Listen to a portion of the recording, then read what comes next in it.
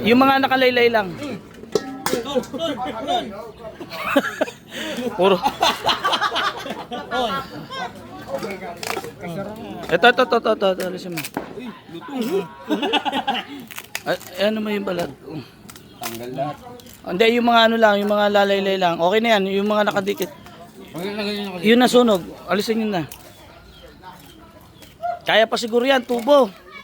Kaya pa yan? Oh, tubo. Hindi pa luto eh. Hindi magiging kompleto ulit yun natin kung Hindi maluluto. hindi maluluto. Alisin yung ano, alisin yung... Masarap pa man din. Pero luto na to, kinakaya mo na. Luto na ba? Hindi pa. Hindi pa yung laman. Hindi pa.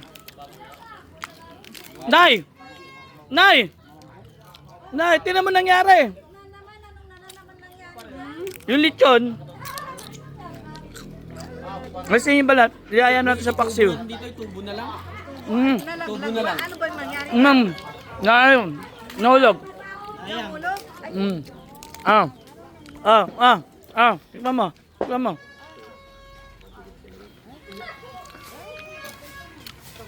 Sarap pa man din.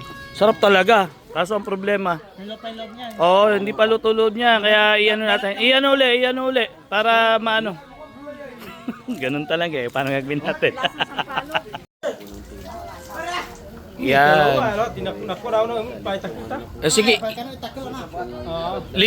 Lechon uli. Hindi, ano lang, para main-in ng Bagya. Para kahit papano makakain. Pero okay lang yan. Hindi naman nawala yung lechon eh. Makikinabangan pa rin naman yun.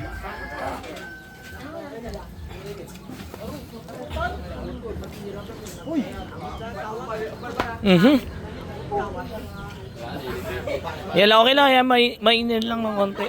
Hindi naman nawala yung baboy. Andiyan pa rin naman eh. Diba? Yung balat lang nawala. Kinain ng aso.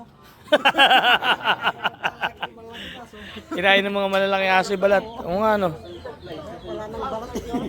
Mainin lang ng konti. Ayan yung tumuloy yung mantika. Ay, ang sarap niyang pahinga.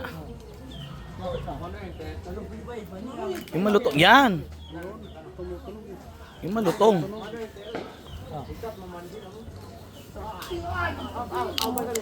Wakunat.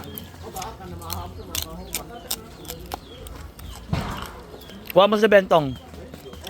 Malaki-laki. Dagdagan mo.